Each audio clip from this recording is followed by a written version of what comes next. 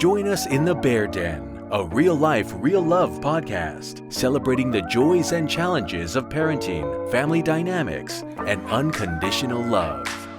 Welcome to another episode of the Bear Den podcast. Today's guest is my best female friend forever. She is a phenomenal mother. She's also a homeschool teacher and one of the most beautiful souls on this planet. It is Miss Michelle McCormack.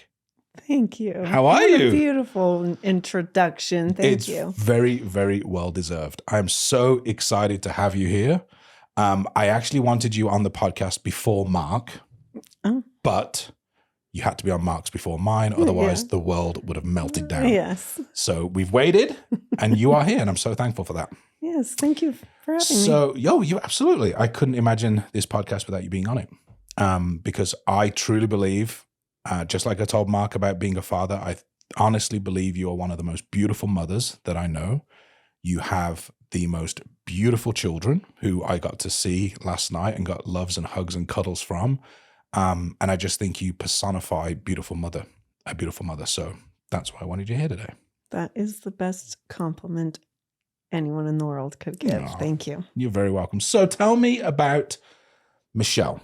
Tell me about your childhood, your upbringing, your family dynamic as a kid. And then I want to move into bringing in how you were raised into how you raise your family and your children, and kind of the whole transition. So tell me, what was it like being a kid when you were Miss Michelle? Okay, so I have mom and dad. They are still married to this day. Fantastic. How long? I don't know. We'll edit that bit out. We'll put a number in. Well, actually, let's see. My oldest brother is 44, 45. Okay. And he was born 6 months after they were married. There we go. 45 years, 46 years. Perfect. Yeah. And I have two older brothers. Okay. And one younger brother. I'm the third child, only girl. Third of four? Third of four. And the only girl? Yes. How was that? I loved it. Really? My older brothers were very kind to me. They didn't pick on me that I can remember. I was more like their princess little sister. Nice. And yeah. So were they very protective? They were protective and kind to me. And then growing up, like through high school, with my friends who had sisters, I just remember feeling like, I'm so glad I don't have to deal with an annoying sister that's stealing my clothes and that. Oh, really? You were happy that you were happier to have brothers and another sister. Did you find yourself growing up that you were doing a lot more of like the boy activities, like, playing sports versus, playing with Barbies and kitchen and all that sort of stuff? Did you have more of a... I definitely felt like my dad was more into me doing that kind of stuff. Like I played softball, I played volleyball, and he was more interested in coming to watch that or come to practices for that kind of stuff than dance. I didn't really get into. So yeah, in a way. And, to hang out with my dad, that's what he would like to do. Like take me to University of Utah football games and stuff like that. Do you feel like you missed do you feel like there's a part of your childhood you missed being like a girly girl and doing all the girly things, or does it not really bother you? No, I don't feel like I don't feel like I missed it. I probably am more of a girly girl now than I was growing up, but maybe because I enjoyed the attention from my brothers to be more of like a tomboy and do sports, and like I got attention from them that they thought it was cool that I was good at sports. We like had 4-wheelers and we did a lot of boating when we were young and camping. Like those were our trips and vacations.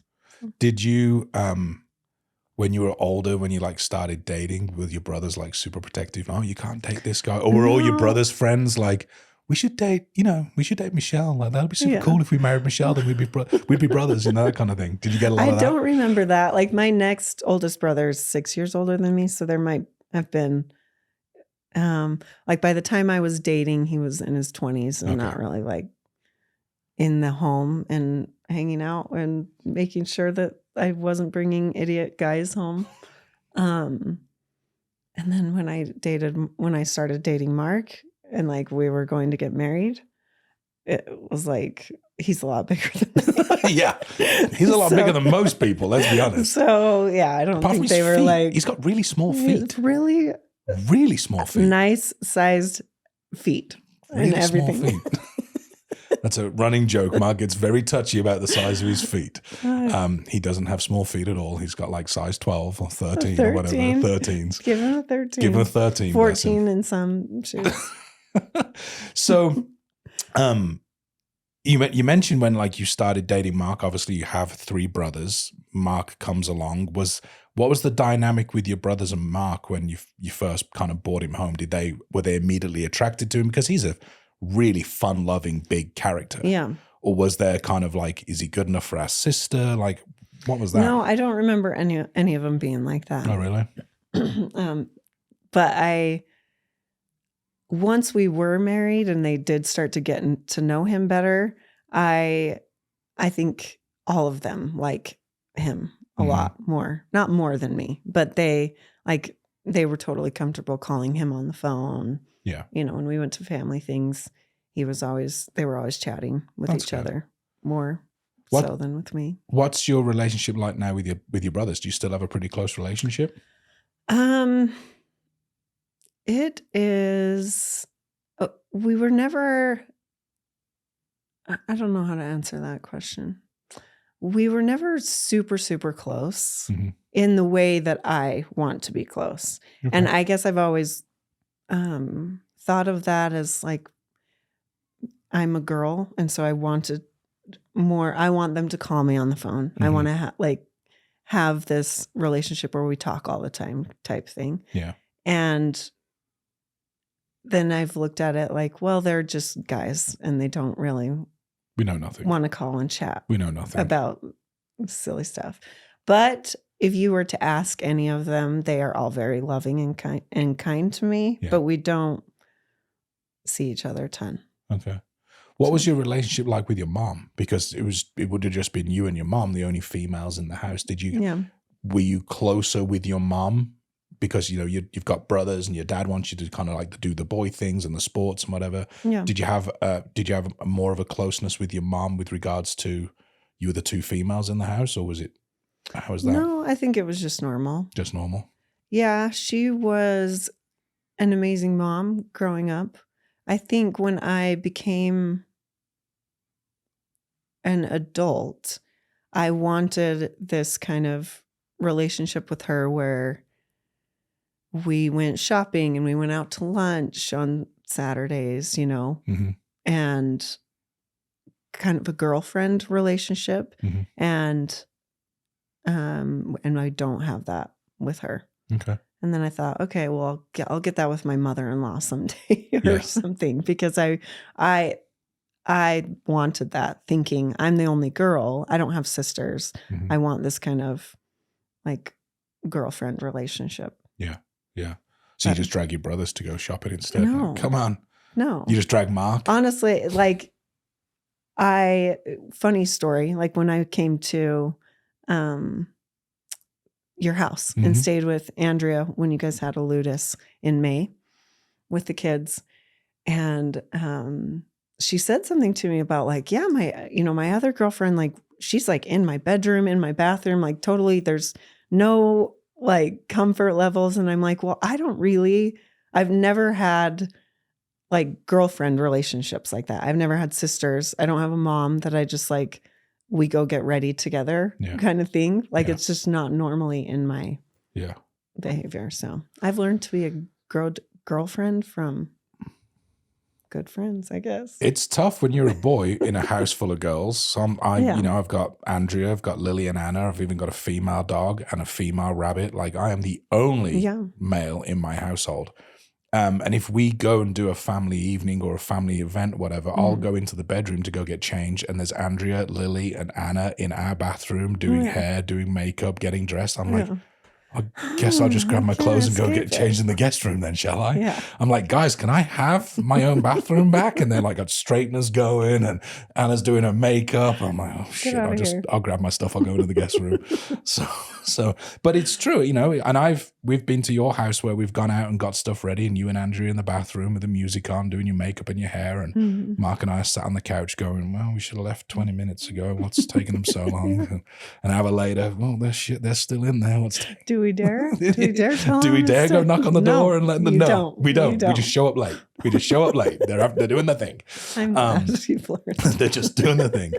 So, moving on from your child. So, what was a couple of things that your parents did as parents that you, moving into being a parent, have brought with you? What were some of the things that they did that you cherished that you've brought through into your parenting style? So I knew you were going to ask something like this, and I'm not quite sure how to answer it because I feel like my parents were really good parents. Mm-hmm. They were the best that they could be with what they were given and what they had to give at the time. I definitely have a lot of my dad's parenting style in that I like things a certain way. I like to have control of things. Okay. But I've also spent a lot of my time as a parent trying to get away from that and not have to have everything so perfect. Like what? Like what things? My house. Like I want my house to be a certain way. Mm-hmm. I feel a lot more productive and good when things are in order. And you do have a meticulous house. Like whenever we come to visit, I'm like, do you even have kids? That's because I cleaned before you got there. But no, even Mostly. and we've spent an entire week with you and Mark and your family. And it's always meticulous. It really is. And you've got 3 kids, you've got guests, you've had us and our kids. Yeah. Like you've had an additional 4 people live in your house for an entire week. And it's always meticulous. It's like very beautifully kept.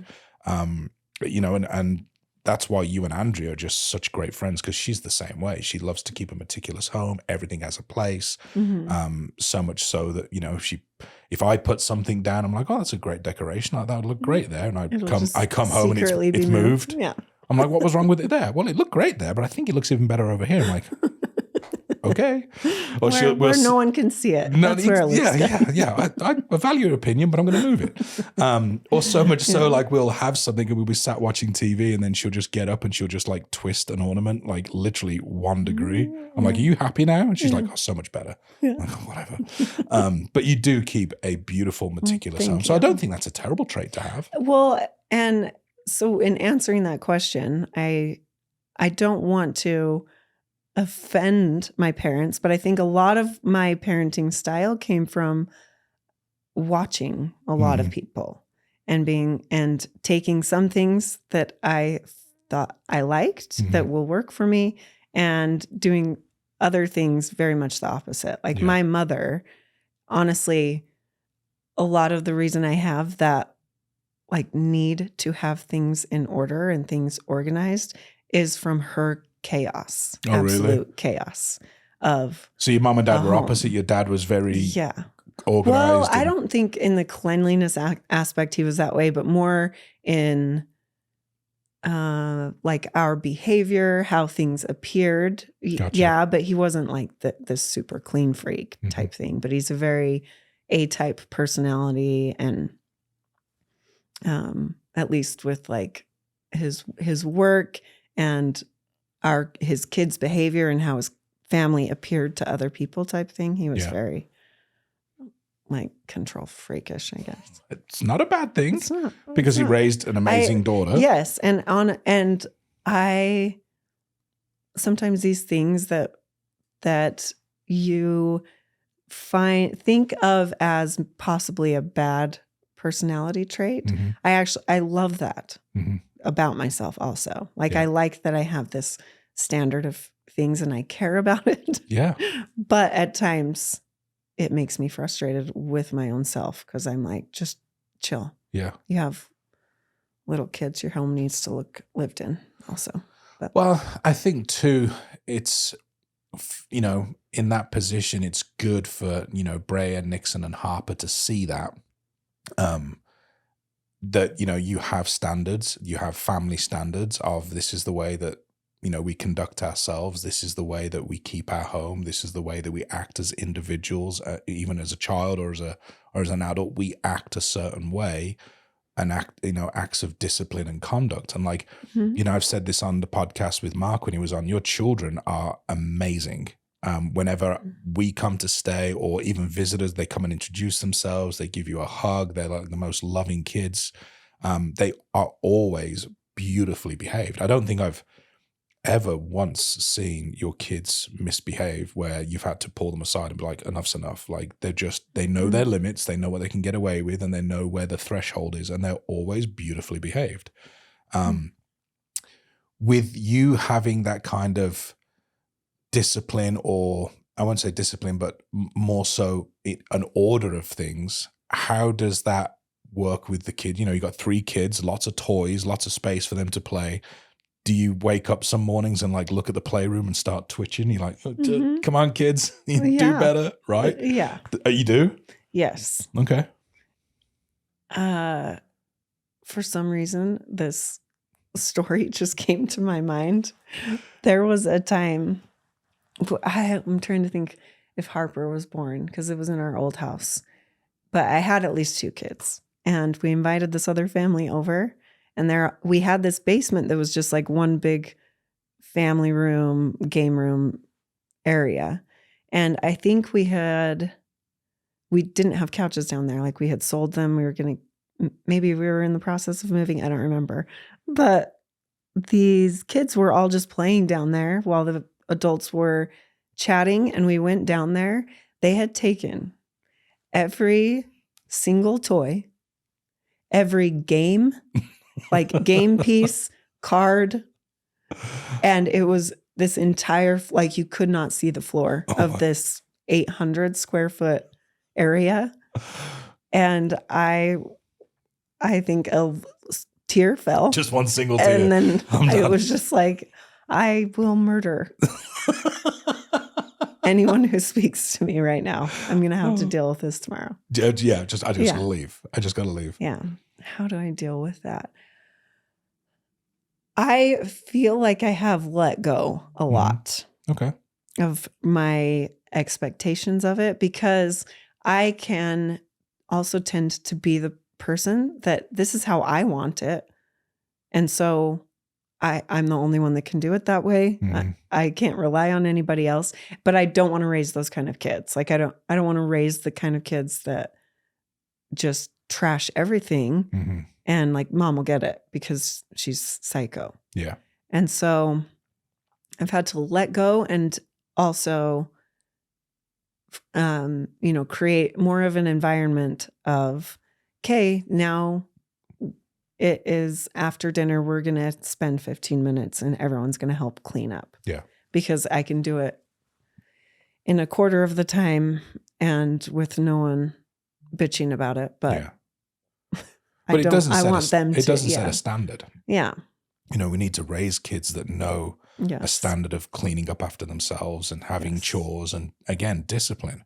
Otherwise, we're going to have kids that are in their 30s living in your basement still with cereal bowls everywhere and just pizza boxes and like in their underwear just playing Xbox. Like, what are you doing? Yeah. Right? And we're very much the same way. I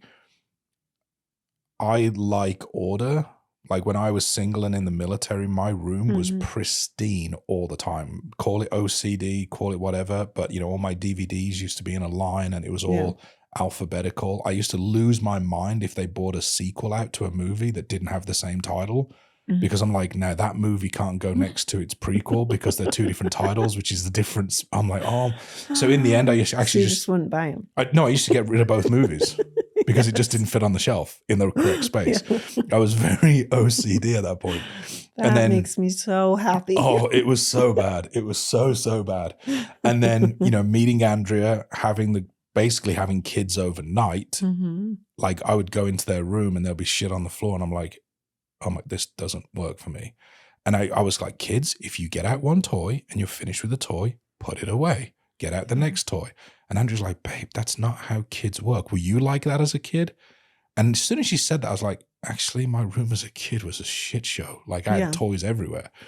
But there still comes that point, like when you open the bedroom door and you go in and like, why, oh, why do you have 47 Squishmallows all over the room? Why is there this? Like you just can't control the chaos.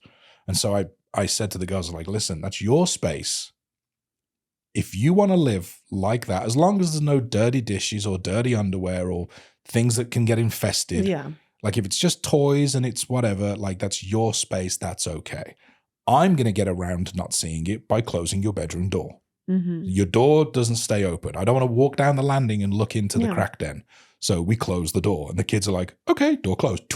Yeah. Like, that fixed that. But it's good because it gives them like the autonomy of this is your domain that you have control over. And yeah, you got to give them a little bit of responsibility. You also have to kind of teach them the right way. So Andrea, a lot of the times, probably at least once a quarter, if not twice a year, she'll sit down with the girls and she's like, we are going through your closet, like deep dive. Every piece of clothing comes out, small stuff gets donated, new clothes get put in, like it gets reorganized. She does the entire closet top to bottom. I'm not allowed to do that because I don't know clothes what should match with others. I'm like, oh yeah, these blue shorts look great with that red shirt. And Andrew's like, I'm like, okay, backing out of that situation then. But oftentimes the girls will turn around and, I'll be like, what are you doing? She's like, oh, we're just cleaning our room. And they will deep clean their own rooms. And, 9 times out of 10, it's once they've lost something. They're like, oh shit, where's that AirPod gone? Yeah. Oh, I guess I'm going to have to clean my room. And then the whole room gets turned upside down and they realize it was in their school bag the entire time and they didn't have to go through all of that, but they did. Yeah. So I don't think it's terrible I think it's good and healthy to give kids a length of rope for them to have their own freedom, but then also not run away with it where we can just pull them back in again and say, okay, it's time to tidy up. It's time to own your space. And our girls have chores. They do the dishwasher, they do the pets, they empty the dishwasher, they always make put the placemats out for dinner and clean dinner away. Yeah. We have the rule that whoever cooks doesn't clean. So if Andrea and I cook, the girls will clean. And if the girls cook dinner, which they often do, then we clean up. Awesome. I always try and at least cook something, even if it's just the gravy. I'm like, I cooked. Don't have to do any dishes. That's brilliant. Yeah. Oh yeah. Even just like chop one onion. I'm like, whoop. I can't clean up. I did chef duty. The kids are like, get out of here. I'm like, oh, fair enough. So we mentioned you have 3 beautiful children. Yes. Brea, Nixon, and Harper, who I absolutely adore. I got to make slime last night with Harper. You're a good sport. Which I don't do in my house. I was like, I'll do this in Michelle's house, but I won't do this in my house. We don't do slime. I was telling Andrea last night, I'm like,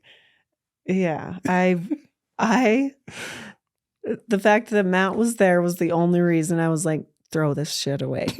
Because I don't want you to think I'm a super mean mom. Whoever invented slime, by the way, doesn't have kids, right? Yeah. I'm just saying. That person. Whoever invented slime and glitter has never had kids. I'm hoping what you did last night is enough. Suffices. Tick the box. She'll let it go. So when you started a family, and I've touched on this before with Mark, you were part of the church, the LDS Church. Mm-hmm. You left right around the time, I believe, of Nixon being born. I think you had Brea and you were just about to have Nixon. How did that impact you leaving the church? So we had Nixon, and I remember during that time that Mark was really going through his process of leaving the church. And so for about 1.5 years, 2 years, I was very upset. I felt that I had this expectation of what our family was going to be, that we were going to be the LDS family and raise our kids in this. And also he was not really communicating to me his feelings about the church. So I was just seeing it as him distancing himself from it, and looked at it more of like lazy. He doesn't want to go to church on Sunday type thing. Because I really had no understanding of what his issues were.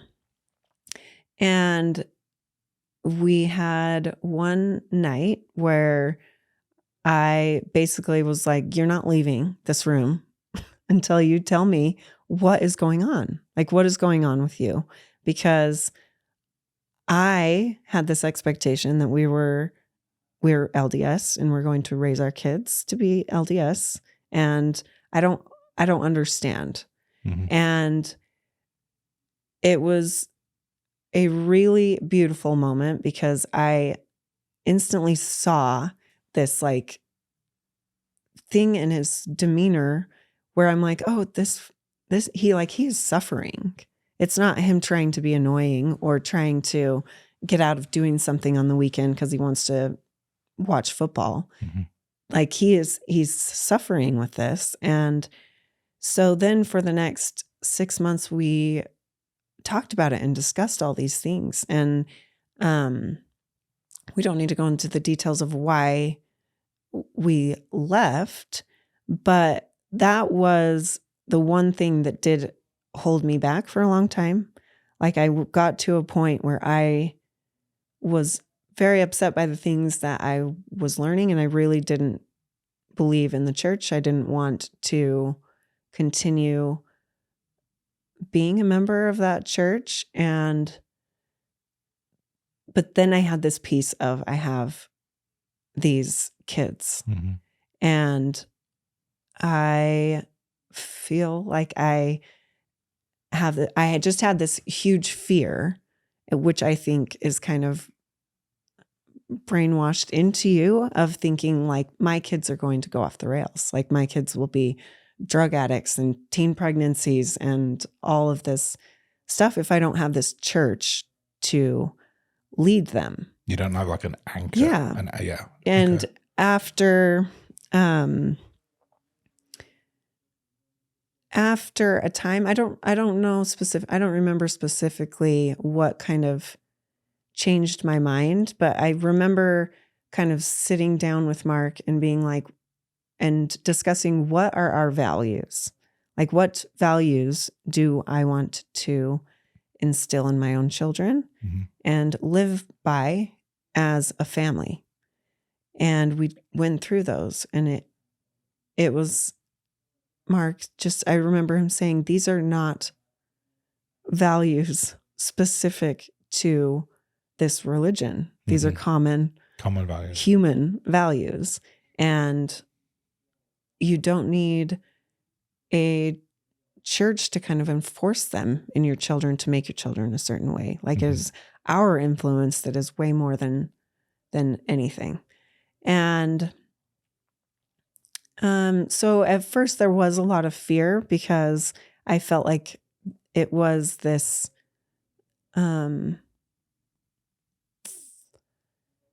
this constant thing that was going to help me along the way in what I wanted to teach my kids. And over time, I've really felt grateful in leaving because I haven't had that crutch to lean on. I've tried to be, we have tried to be everything for our kids and the best influence for our kids, instead of, being that influence and then also having this religion that will hopefully teach them if we don't, kind of thing. It's made us put even more effort into it, I would say. Yeah, that's wonderful. I love that. And Mark was very aligned with that answer when I asked him that question too. It was like, we left the church. We had to find our family values and not rely on values that were given to us by a church or Yeah. an organization or whatever. Yeah. And it's funny because when I think about the way that I was raised, it was all very fear based. Okay. Like, why do you not want to do drugs when you're older? Because you're going to die, or, because God is going to be upset with you.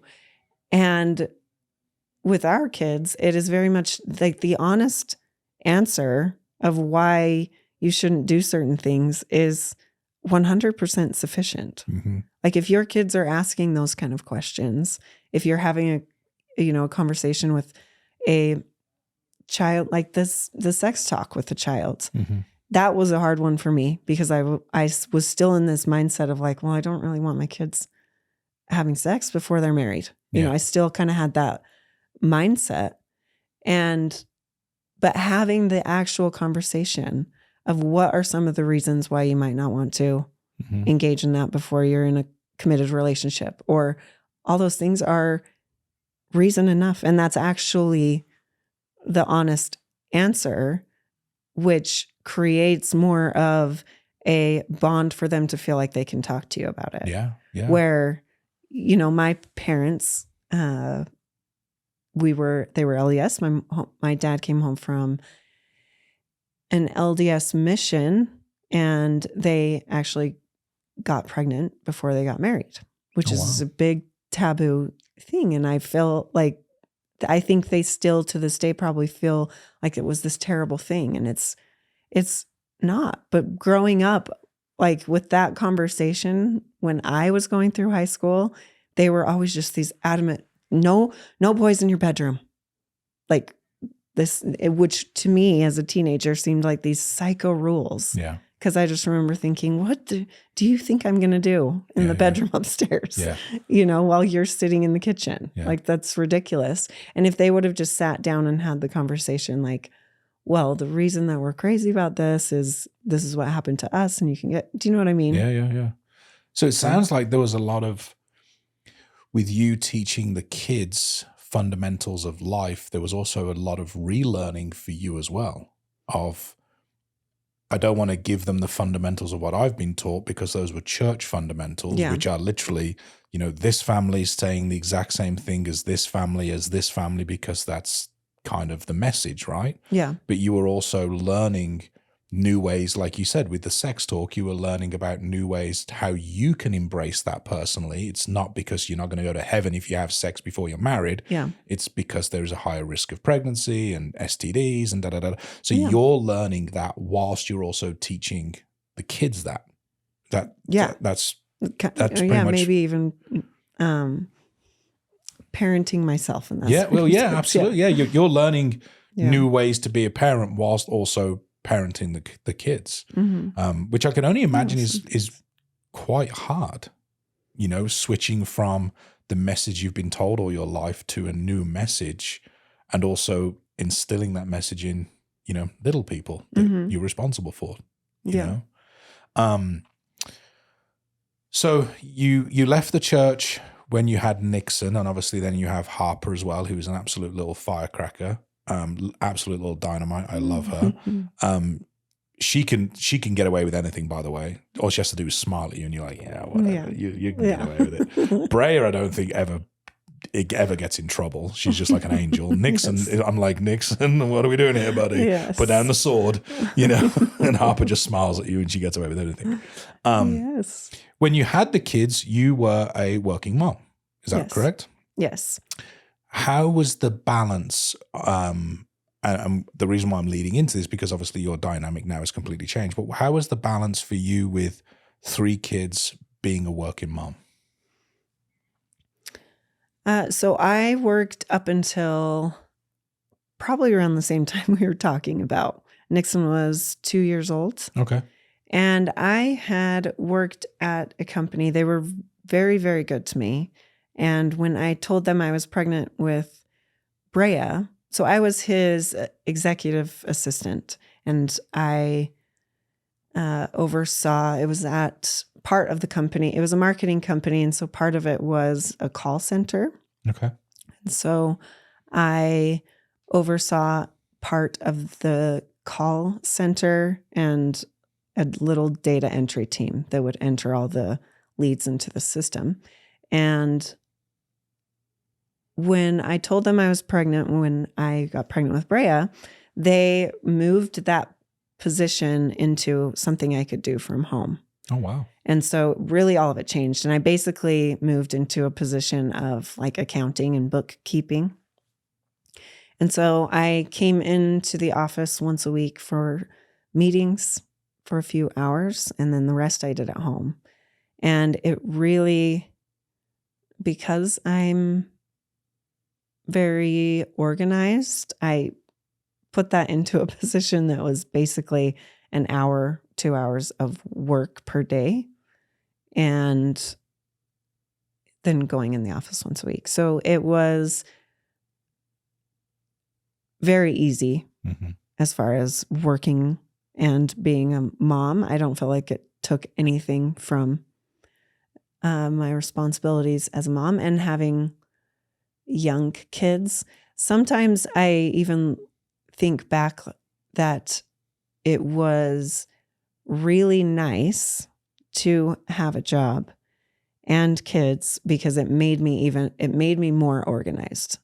In that I didn't have, if right now, well, not really right now because I'm homeschooling. That took my place of a job. Yeah. But when I was just me being at home, I can do my chores or my things that I want to get done around the house whenever I want. Instead of having to I have this window of when I need to get this done if I want it done. And so it helped me to be Between a little naps. bit, a little bit more organized. Yeah. And I like having that sort of push that makes me not procrastinate, I guess. I love that. And you talked about homeschooling being your job now. So from, I believe you said in 2020 when the world shut down and everybody had to homeschool, you started homeschooling Brea, Nixon, and Harper.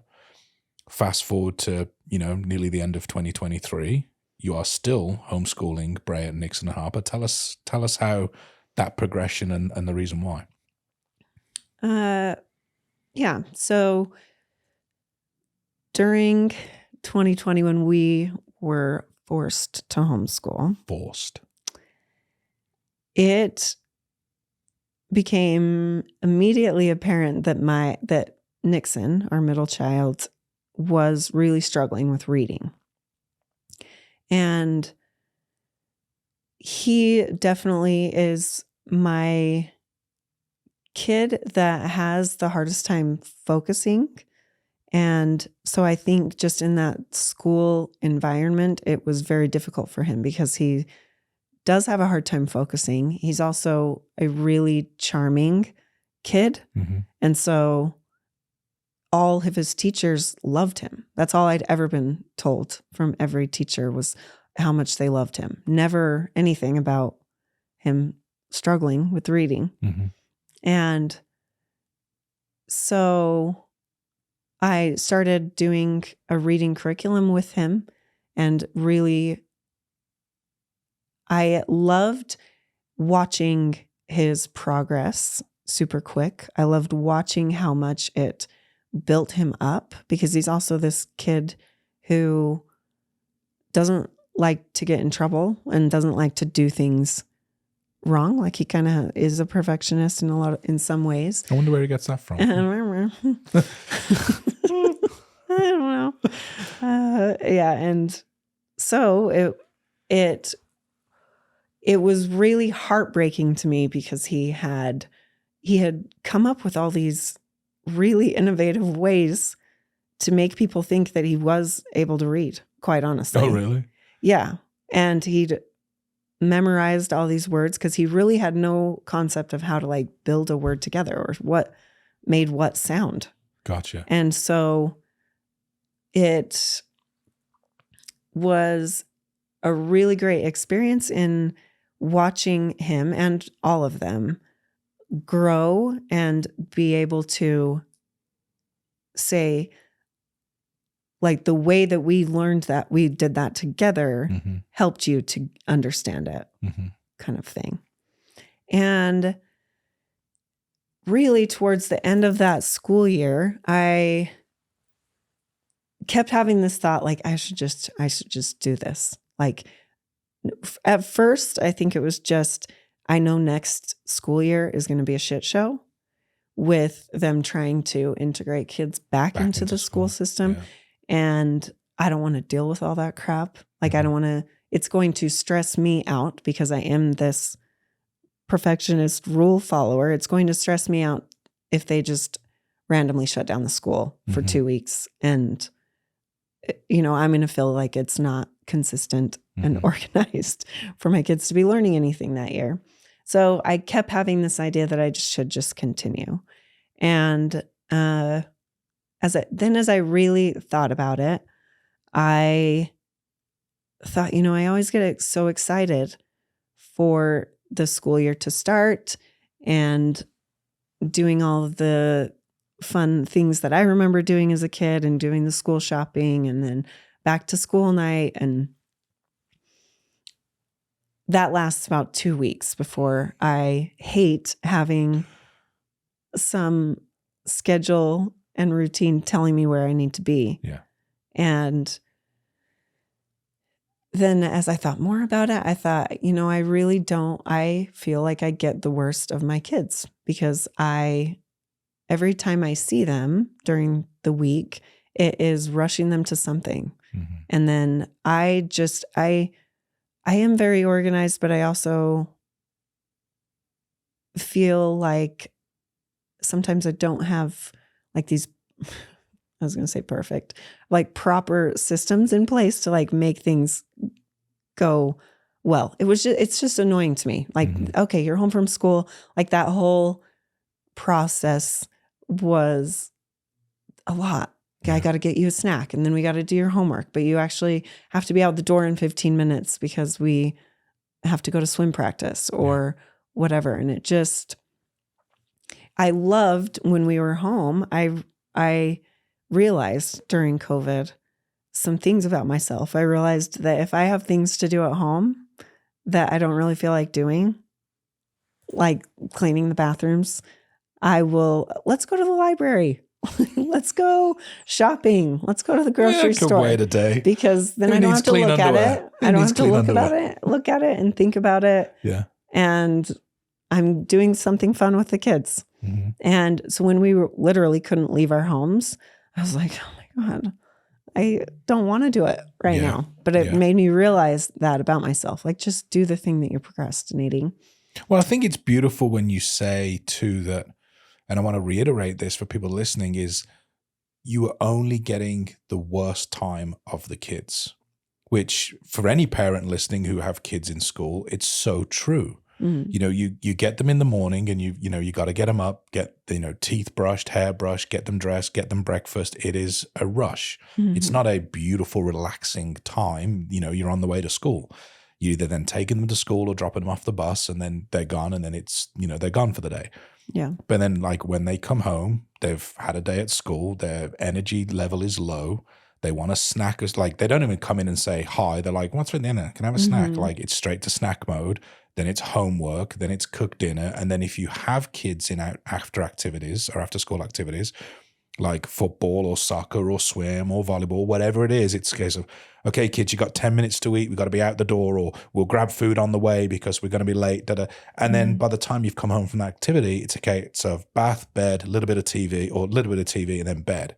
Yeah. And at the end of the day, you're like, I've literally spent 3 hours with my kids and it's been go, go, go, go, go. Yeah. You don't get the best time with your kids when they're in school. Yeah. And I think when you first said that a couple of weeks ago when we were talking, I was like, oh my God, that is so impactful. That the time we spend with our kids who are in school, it's not the very best time. How do we change that? And unless you pull your kids out of an after-school activity to spend more time with them in the evenings, how do you get that quality time with your kids in school? And so when you said that it just really hit me. I was like, wow, it's so right. And when you actually take a rain check and look at your daily activity with the kids on a school day, it's like, it's so right. Every bit of this is stressful. It's not fun and enjoyable at all. Yeah. You know, the kids don't want to do homework at the kitchen table. They, you know, they just want to go play, but you are the bad person forcing them to do it before they move on. Yeah. And before the end of it, you know, you're tucking them into bed and it's a case of let's do this shit show. Let's do this circus again tomorrow. Yeah. Well, you know? and I don't want anyone thinking that if they're not able to homeschool that like, oh, well, sucks for me. Mm-hmm. I think it just takes more effort of finding those moments, you know, finding the moment your kid goes to bed 30 minutes later because we spend 30 minutes chatting with them at bedtime. Yeah. Or quite honestly, I feel like if my kids were in public school right now, I would not give a shit about homework. When they brought homework home, it would be like a bonding time with my kid of helping them through it. If they're struggling with math, helping them through that until they understand it, but not in this high pressure. Yeah. We got to make sure you get this because we got to make sure that this is done for tomorrow so that you can turn it in. Oh, and kids are the worst. Yeah. They'll give you homework on a Thursday that's due Friday that they've had in their bag for 3 weeks. Yeah. It's like, oh, by the way, I need a diorama of a volcano by tomorrow morning. Yeah. When did you know about this? 3 months ago. Yeah. Really? But see, my personality, I am a rule follower. So with my kids in school, they brought that homework home and I was like, it was almost like me needing that gold star from the teacher. Like my kid doesn't give a shit. I can see you now in school with like Harper or Brea, like presenting your volcano. Well done, Michelle. You get a gold star. Thank you. Thank you. That's all I ever wanted. I worked so hard. Yay. I got a ribbon. Yay. So homeschooling isn't easy. No. It isn't easy. I have seen firsthand the work that you put into school. Like you have a classroom in your house. You have a room in your basement, which you've dedicated to a classroom with whiteboards and desks, and you've got all of the literature. It's not easy. And there seems to be more and more people that are well, I'm just going to homeschool my kids. I don't think a lot of people really understand the severity of homeschooling. It's not like you can, you know, wake up on a Monday morning and grab a book off the shelf and like, let's read this book about ancient Rome. Like you have to set a curriculum, which you do so well. Like you set out the year curriculum for each of the kids at different levels. You find the reading material, you strategize when you're going to teach that and the phase. It's like, it's not an easy job. How did you learn to do all that? Because in COVID, we were getting stuff sent home from school. Yeah. Electronically, or they were doing stuff online, and you know the teachers would send an email of read this and do this online during this week, whatever. But when that kind of ended and kids went back to school, how did you ultimately learn to be the principal, the math teacher, the English teacher, the history teacher? Where did that come from? I did a lot of research. I did a lot of trial and error, probably to Mark's chagrin, like bought curriculum that I thought was going to be awesome that 2 weeks in I'm hating doing it every time we have to do it, and that's just never going to work for me. So in that process I found a lot of curriculum that is that open book. It's telling me what to say type thing. So that because I know myself, I know I'm not every Sunday going to sit down for 2-3 hours and make sure I have everything set for the week of what I'm going to teach the kids. So a lot of it is very easy in that sense. And then with having kids at different levels, I really have moved it into, like, I used to want to make sure that the science curriculum was at whatever level they should, like Brea's in 8th grade this year, 6th and 2nd grade, you know, that they're doing the curriculum for science that they're supposed to be doing that year. I have pretty much thrown that out the window. And I just think we're doing biology right now. And it's probably a lot of it going to be over Harper's head. Yeah. But where's the harm in that? Doesn't hurt, right? Yeah. Because when she's old enough to actually learn it, she's like, I remember Mom telling me something about this a couple of years ago. And I feel like whatever you're teaching a first grader or a second grader, as far as biology or anatomy of the human body, most of it is going over their head anyways, even if you're at a very try teaching me now. Low level. Yeah. I'm like, what? That goes way over. No way. Do you find the kids build each other up? Because you teach them all in the same room. You're teaching them obviously different levels of stuff. Some, like you said, would go over Harper's head or over Nixon's head. Do you find like that Brea helps teach down to like Nixon and Nixon helps teach down to Harper? Do they collectively help and teach each other? Yes, sometimes. Okay. There at the beginning, I remember having to, I don't know if that I was catering to Nixon, but Nixon had very much a really bad experience of school. And so I remember having to have like long moments with him where it was, you're not getting graded on this. I don't care. All our goal is for you to understand this in the end. So wherever you're at now, you don't get it. You don't get what's going on. That's okay. No one cares. No one's here telling us you have to have this done at a certain time. So we're going to sit on this certain thing until you understand it. But he just he was really, really hard on himself.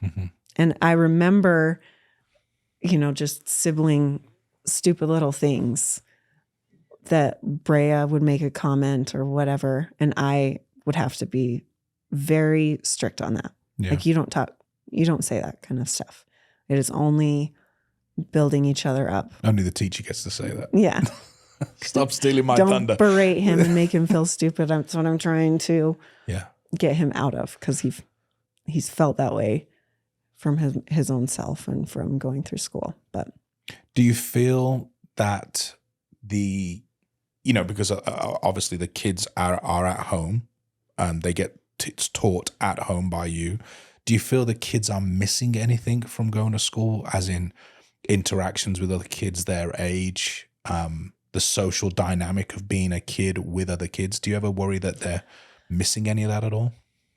Sometimes people will make comments and I can go into that and get worried about it. But when I really look inside myself and what I think and what I know us to be doing, I don't worry about them not getting enough social interaction with kids their age. The one thing I do worry about is the rigor of school, like that pressure of having to have your book report in. My kids do not have that at all. So that makes me worry sometimes in how are they going to be in the workplace when there's actually deadlines. And I don't know if that will come. But it's something you could introduce if you wanted to. Because I do have that in my personality, like I just said. When my kids came home with homework, I needed them to turn it in because I had something to fulfill. Yeah. I don't think that came from school or really anything. Do you know what I'm saying? Yeah, absolutely. So I don't know that school is or isn't teaching kids that these days anyway. Yeah. Do they get detention? Detention? Do they get detention? When they get frustrated, they get moments of breathing, like go in another room, collect yourself and chill the fuck out. or which might be me. Also, kids, you stay here. I'm going to leave the room and go chill out and come back because I can't handle the three of you right now. Mummy, teacher, putting herself in detention. Yes. I'll be back in an hour. That's hilarious. Yes, I'm saying if I send them away, that might be me needing them. You needing away. Some space. Well, I will say this. I love your kids.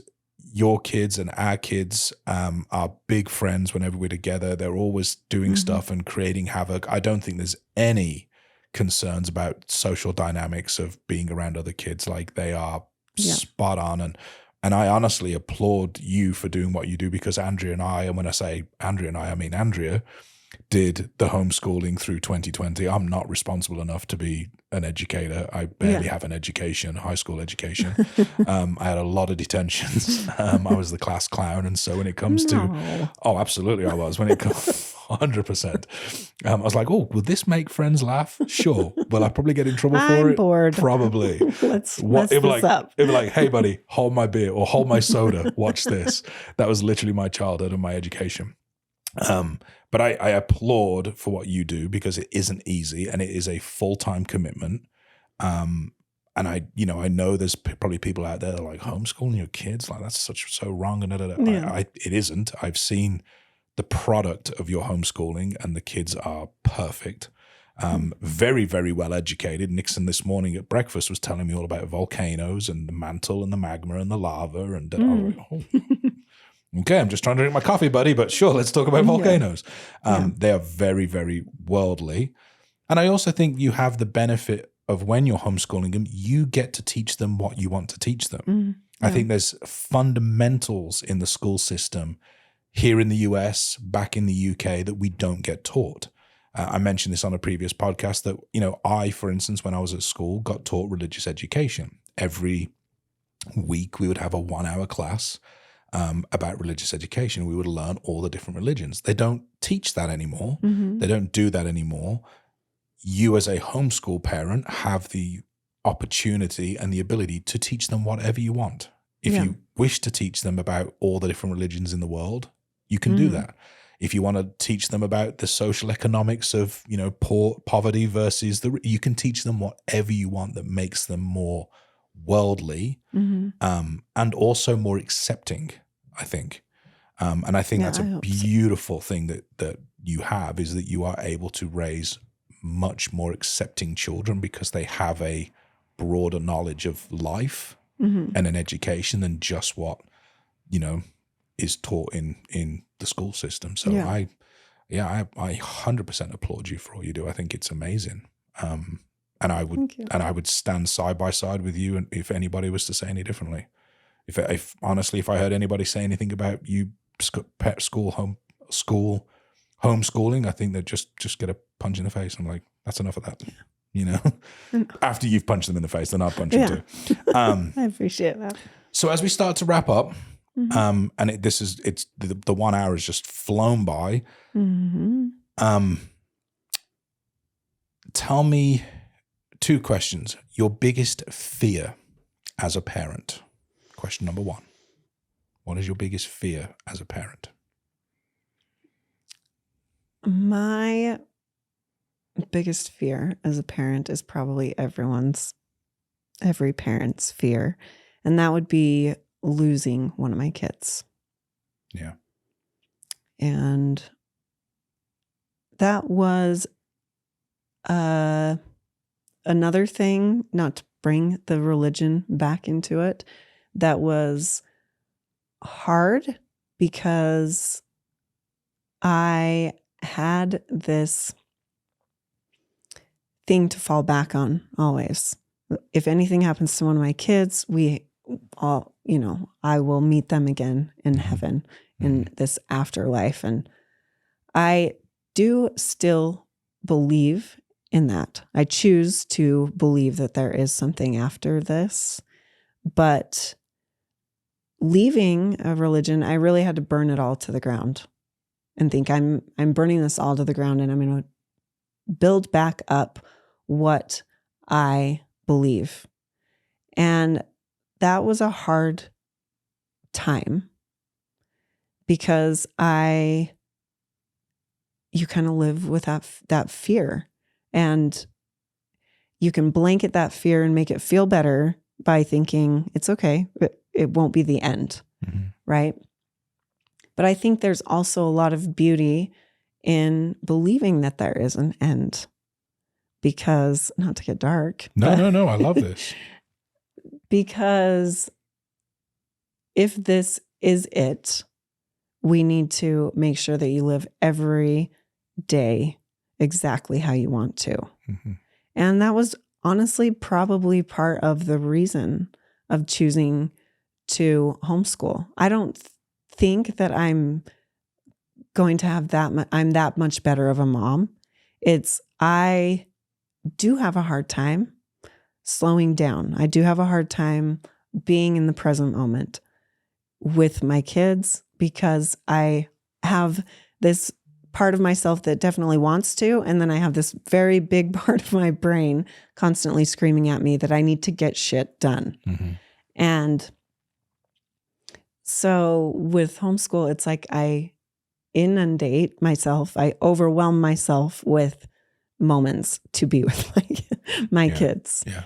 And it's not all wonderful. It's not all, me being the best homeschool mom that I'm just happy every single day to be doing that. Mm-hmm. There are hard days, but it is all up to me to create those moments. And so it allows a very big opportunity for me to create those moments of being present with them. I love that. I really do love that.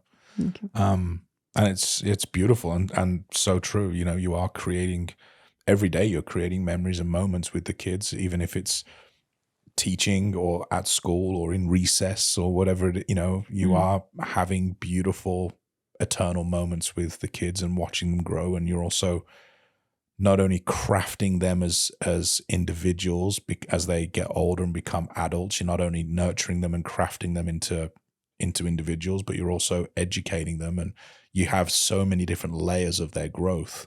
You're not relying on other people to educate them. You're doing that. You're creating those moments, and I think that's just such an absolute beautiful thing. Last question before we wrap up.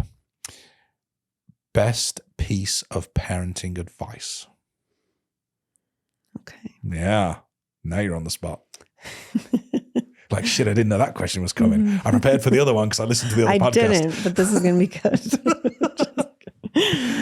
My best parenting advice is to love your kids unconditionally and exactly how they are.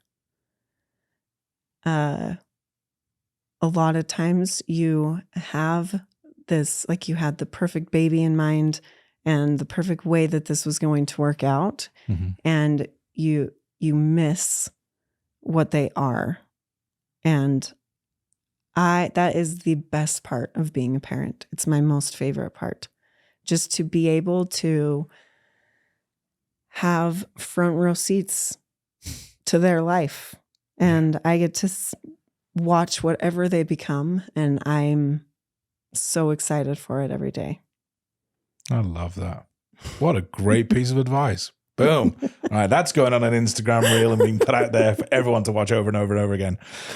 Michelle, I said it at the beginning, you are literally my best female friend forever.